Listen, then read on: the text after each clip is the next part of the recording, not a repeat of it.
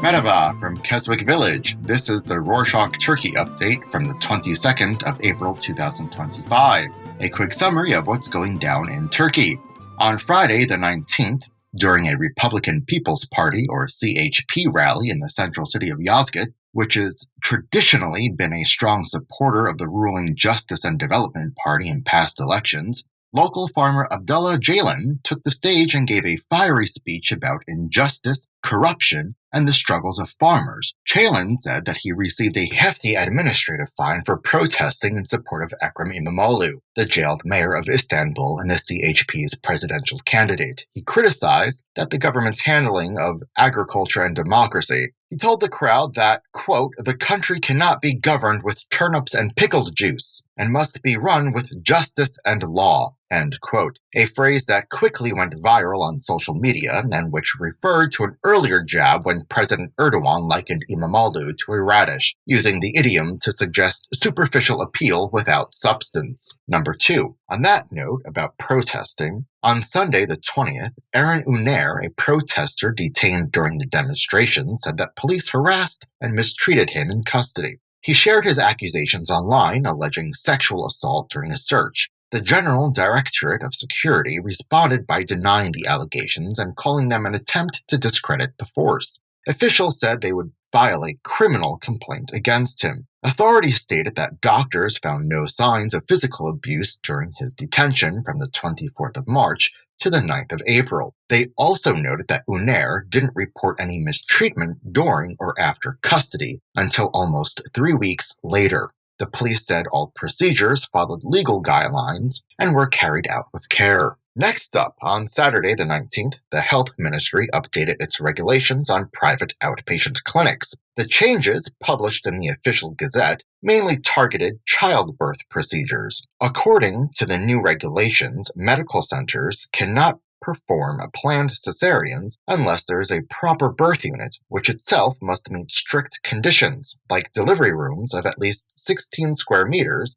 and having easy access to operating rooms. This came shortly after a national debate over the ministry promoting natural births, which sparked when Sivasspor football club players held a banner reading, quote, what's natural is normal birth, end quote. A story we covered last week.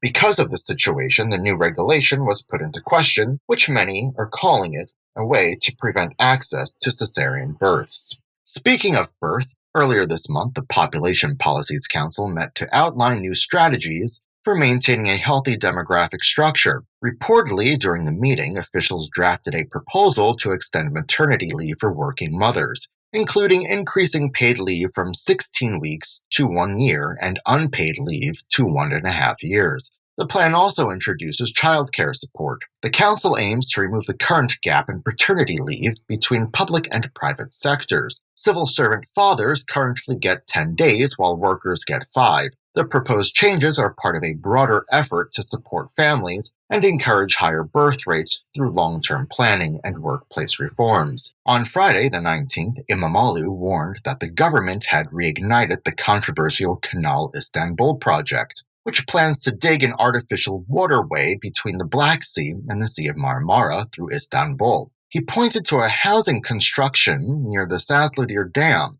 which sits directly on the planned route. Once the canal is dug, land along its banks, including the area around the dam, will effectively become seafront property, raising its value. The housing project includes 24,000 homes, already marketed in Arab countries as a good investment. However, the Istanbul Water and Sewerage Administration reported that the development violated basin protection laws and had no permits. İmamoğlu said a presidential decree erased the dam's protected status without public notice, undermining both water security and transparency. In other news, on Monday the 21st, prosecutors reclassified the killing of 15-year-old Ahmet Mingazi as an organized crime case after discovering threatening messages sent to his family. Ahmet was violently stabbed by a minor at a local market on the 24th of January. The case sparked widespread public concern over youth violence and gang activity in Istanbul,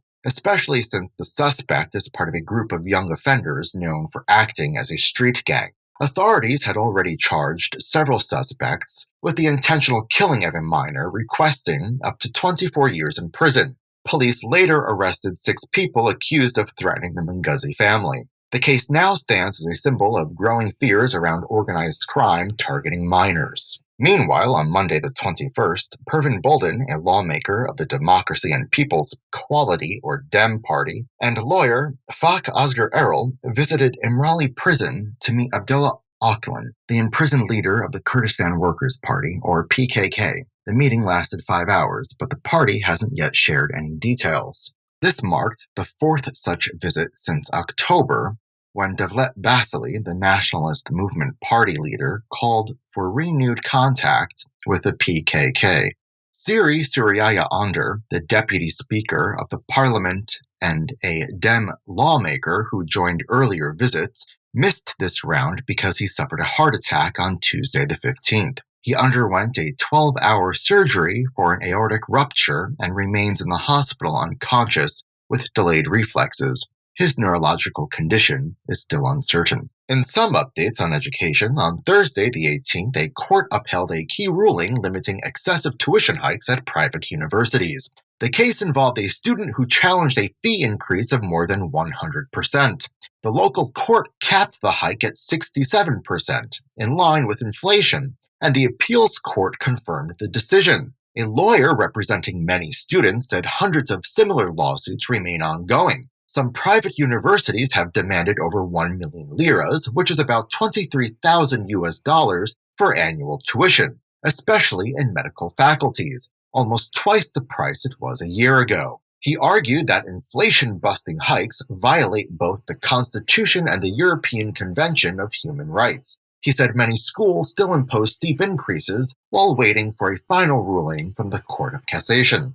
On Wednesday, the 23rd, Turkey will celebrate National Sovereignty and Children's Day with parades, concerts, and school ceremonies across the country. The day marks the anniversary of the Grand National Assembly's opening in 1920, seen as the beginning of the country's modern democracy. Ataturk, the founder of the republic, dedicated the holiday to children, calling them the future of the nation. As part of the tradition, children will symbolically take over official roles for a day, stepping into parliament, mayoral offices, and even the president's seat. Schools will organize performances and streets will be filled with music, flags, and kids in costumes. All public institutions and private schools will be closed. Shifting gears, on Sunday the 20th, 3 Turkish Airlines planes landed at the same time on different runways at Istanbul Airport, marking a European first. The Transport and Infrastructure Minister authorized the operation called Simultaneous Triple Independent Runway Operations. The planes arrived from Stockholm, Antalya, and Paris and touched down together at 4:30 p.m. local time. The moment was recorded on radar and celebrated as a milestone for the airport. The airport operator announced plans to begin 4 runway operations in the future. And to wrap up this edition, this week the advertising board fined several major clothing brands, including Beymen, Serer, Ramsey, and Vaco, for misleading discount ads and incomplete product information. The board said many fashion retailers advertised discounts of up to 80%, but failed to offer enough stock or gave vague details.